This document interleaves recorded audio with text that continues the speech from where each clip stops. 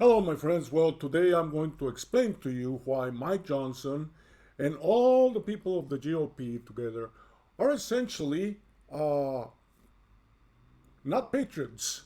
I would very closely consider them traitors to the country. And I'm going to explain to you why.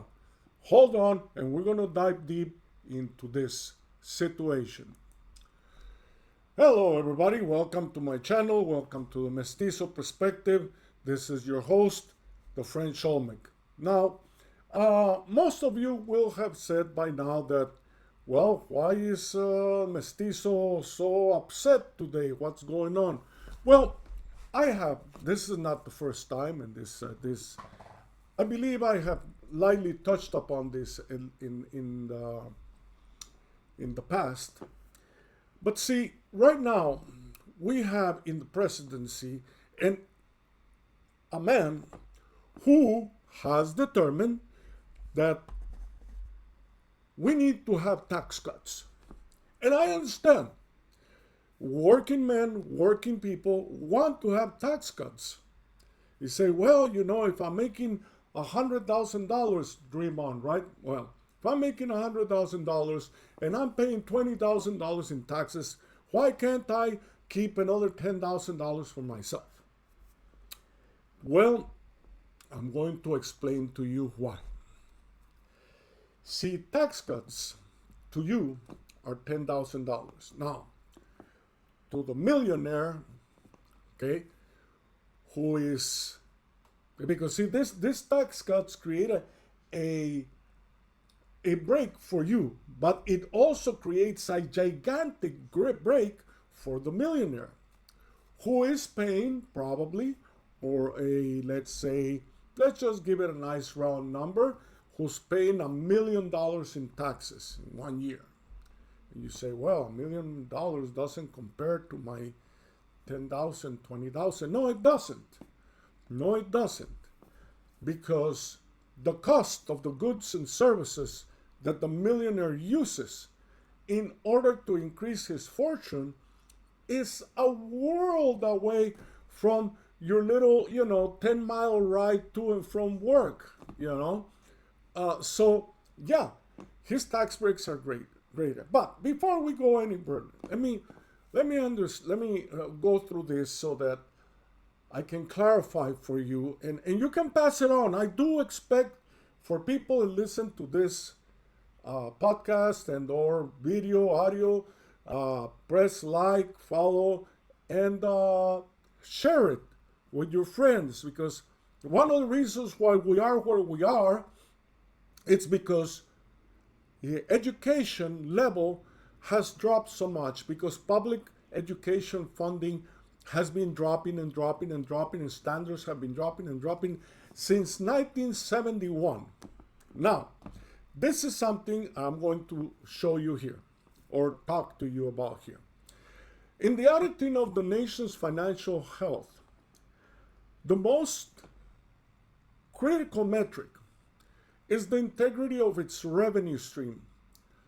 When the wealthiest participants in an economy, those are the ones that benefit the most from its infrastructure, legal protections, market stability, police protection, the military so that other countries won't come and steal their money. They successfully lobby for tax exemptions. Why? Why do they lobby for your tax exemptions? No, they're lobbying for their tax exemptions. That creates a systemic failure that is not just an economic error, but a fundamental lack of patriotism. They might as well be Russian or Chinese spies. Yes, this paper is going to examine the lender's loop, a cycle where tax breaks for the wealthy are transformed into interest-bearing debt for the citizens, for you. And I want you to pay mind to this. I'm going to try to be as clear as possible. Usually I would put on my board, but you could be listening in a car because this would also be a podcast. So let's see. The myth of the burden. The primary argument used to justify tax cuts for millionaires and billionaires is that they pay the most taxes Well, statistically true, as I just said at the beginning, compared to a millionaire, he pays $1 million, doesn't feel it because he's got $20 million. You, on the other hand, making $100,000, you pay $20,000, it hurts, right? While statistically true, this narrative ignores the principle of marginal utility and the social contract. In a functioning republic, okay, taxes are the subscription fee for a stable society. A country requires revenue to maintain its defense, its currency, and its infrastructure. To intentionally starve the treasury of this revenue, knowing that it will lead to a freaking deficit, is an act of subversion against the state's long-term viability. Do you understand? I'm not calling it treason, but if I got angry enough, I probably could. Now, the mechanics of the lender's loop. The most egregious aspect of modern fiscal policy is the creation of artificial debt. The processes follow a clear logical trail. First comes the revenue sabotage. Politicians, GOP, I'm looking at you, Republicans, MAGA, I'm looking at you. Politicians grant massive tax breaks to the ultra-wealthy and the corporations. They give the working people little tax breaks. There's no comparison, okay?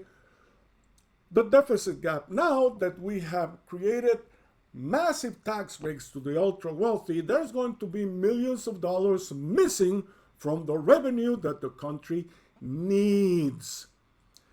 The government now lacks the funds to cover its budget and maintain a debt-free status. So now we got to figure out, hey, we don't have money for all these things that we need to maintain the country. How do we do it?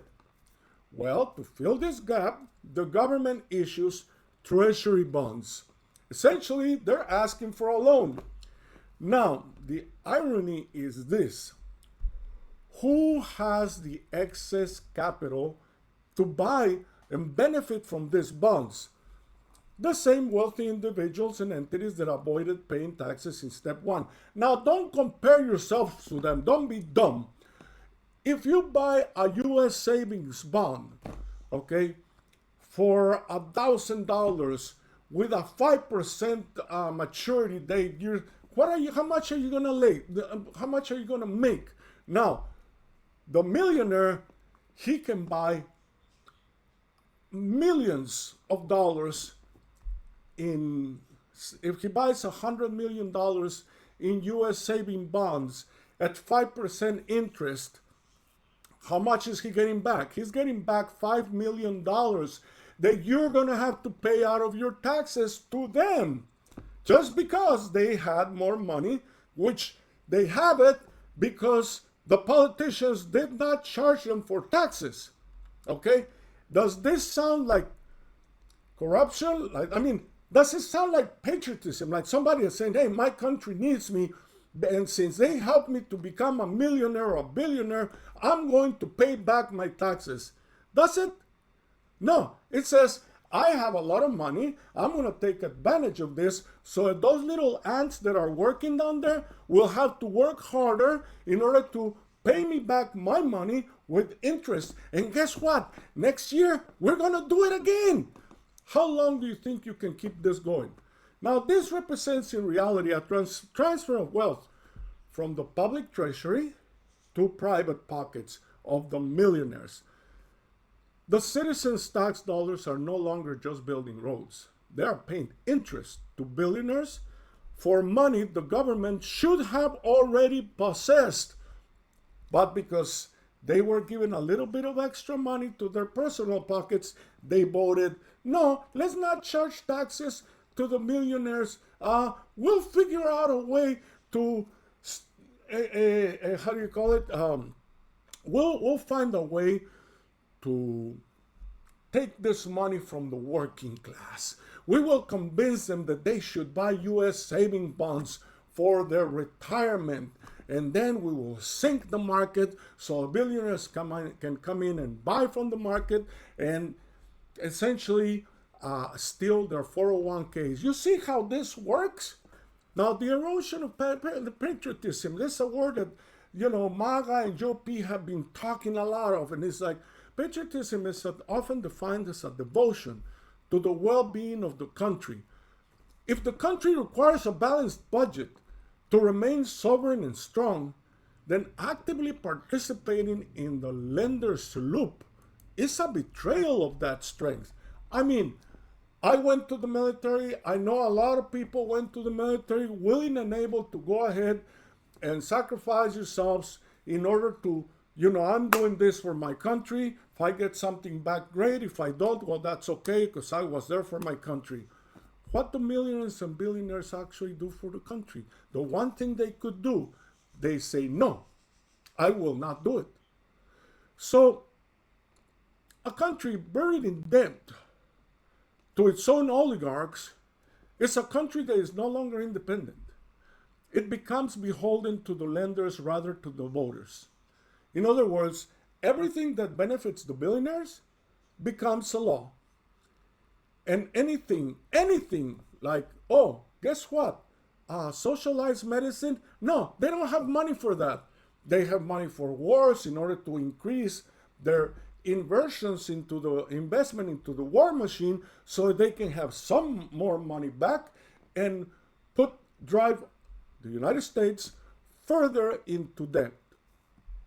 When the wealthy spend millions to buy billions in tax break, they are prioritizing personal gain over the national defense and the common good. This is a rejection of the democratic process in favor of a plutocratic one. They are betraying the country.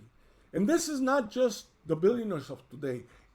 It's a process that started quite a while ago. And because of World War II, we have been in top of for a while. But make no mistake, our country is economically going down the drain. Okay? And we keep hoping that because of our supremacy, we'll be able to stay on top forever. Well, there's other countries, Rome, England, France, Spain, that found out that no, it doesn't work that way, not in the world in which we live. Conclusion, the cost of disloyalty. Maintaining a debt-free country is the highest form of fiscal patriotism. It ensures that future generations are not born with a bill for the comforts of the current elite. When politicians and the wealthy collude to replace tax revenue with interest-bearing debt, they are not practicing small government or economic stimulus. They are executing a slow-motion audit of the nation's assets for private seizure. To be a patriot is to invest in the collective future, to demand a tax cut that forces your country into a high-interest loan is to treat the nation not as a home, but as a harvest. These people are treating our country, our lives, as something disposable for them, because it is obvious that this is not sustainable, ladies and gentlemen. This is going to drive our country eventually into the dirt. And the biggest problem, again, is that at this point in time, we have an organized takeover of wealthy elites, of mass media organizations, with which they can market to you and convince you that them not paying taxes is not really bad. That's your responsibility. If you can't pay for your roads and bridges, that's on you. But they need you also to pay for the military to defend their money. Because if they had no significant military, people would easily be making war to the United States to take over our wealth, our money, our innovations, etc. But that who does that benefit? Mostly billionaires. Why do you think they're not leaving the United States? They threaten all the time. Oh, if taxes go up, I'm going to have to leave. And I personally invite them to leave. I want you. I want you. Why do you think Musk came over here? He was in a country where he was not just he was the richest of the richest of the rich, but then he came over here. Why? Because he didn't have the type of defense, the type of support and protection that he could get here in the United States. So I invite him and every one of his little or big, because there's about 50 million of these people here in the United States, a little bit less, to go. Go to other countries. See how much they permit you to turn the country into basically a paycheck loan country where everyone has to be asking for a loan in order to get something done, even though we're working 40, 48, 50 hours a day, and then we retire to find that we really didn't have that much. And most of it was always possessed by the wealthy. The wealth of our nation is in the hands and the pockets of the billionaires, and it will continue to move slowly up there until we find ourselves close to or touching a near depression or recession, and then everybody's going to say, how did this happen? This is how it happens. See, it's not the immigrants that are destroying your country. It's not the LGBTQIA. It's not women having abortions. It's this decrepit billionaires who do not want to provide their fair share for the country in which they live, for the protection they are afforded. And I think that Mike and all the politicians up there need to wake up and realize, are they U.S. citizens or traitors to the country? I'll see you on the next one.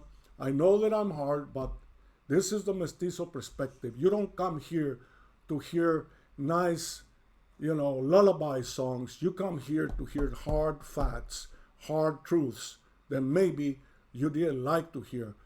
But if I'm wrong, prove me, and I will go ahead and correct myself.